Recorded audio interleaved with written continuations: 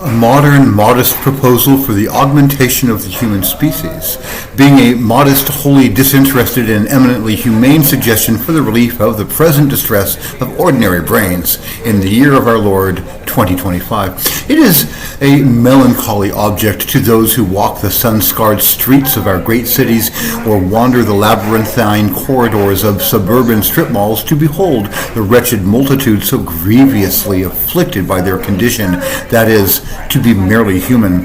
How pitiable, how dreadfully slow, how altogether inadequate these creatures have become.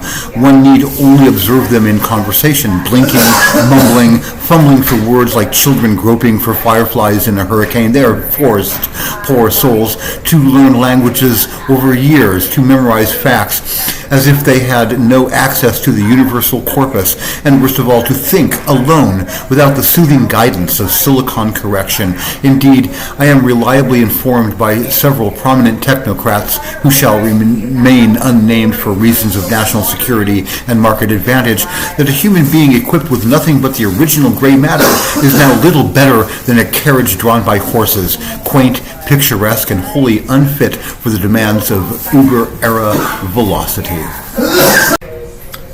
The proposal itself.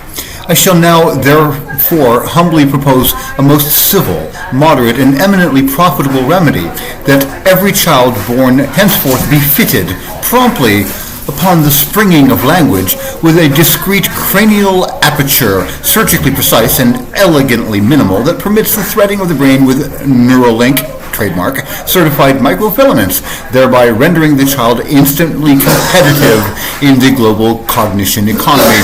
Let no one accuse me of cruelty. The procedure is said to be less painful than a dentist's needle and more spiritually rewarding than a baptism. Besides, the child will never know what he or she lacked, except perhaps in the momentary flicker of pity when encountering some ragged peer on the playground forced to rely upon unassisted recall to name the moons of Jupiter. And what, I ask, is the price of a childhood free from ignorance, a youth untroubled by uncertainty, an adulthood streaming 10,000 simultaneous thoughts per second while composing verse in Akkadian? Surely less than the price of a second-tier university education, and infinitely more useful.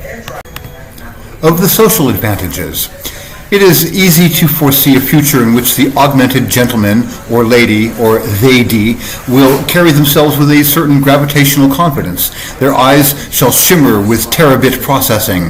Their pauses, though brief, shall be pregnant with algorithmic interference. Their predictions, backed by simulations harvested from entire parallel timelines, shall prove uncannily, almost unnervingly accurate.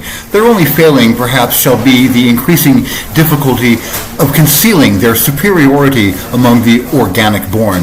Let them bear it with grace. Those unfortunates who refuse the procedure shall still have their place. They may tend to the gardens, they may serve the coffee, they may write longhand letters of complaint in delicate cursive which no one will read. It is not shameful to be obsolete, it is only unfortunate.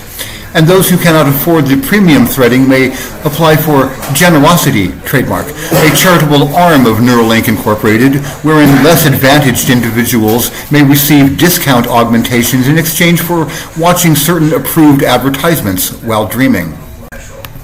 Of the ethics, let no sentimentalists object on the grounds of bodily sanctity. The body, like the iPhone, was always meant to be upgraded. If the soul resides anywhere, it resides in throughput, not tissue.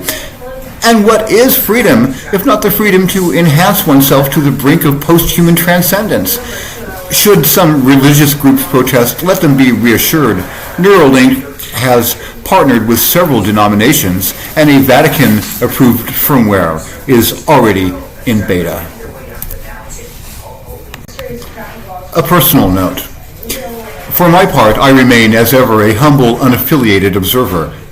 I possess no augmentation. My thoughts are my own, although occasionally cribbed from Montaigne, and my memory, such as it is, still falters when I misplace my spectacles. But I stand in awe of this magnificent age when our most earnest technologists work tirelessly, not for profit, of course, but for the uplifting of mankind into a new and glorious singularity. Conclusion.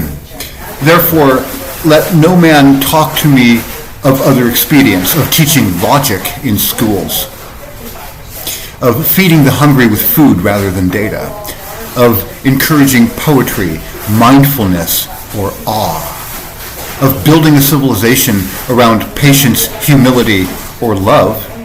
These are the nostalgic toys of a bygone age. We must press forward, brain first, into the dawn.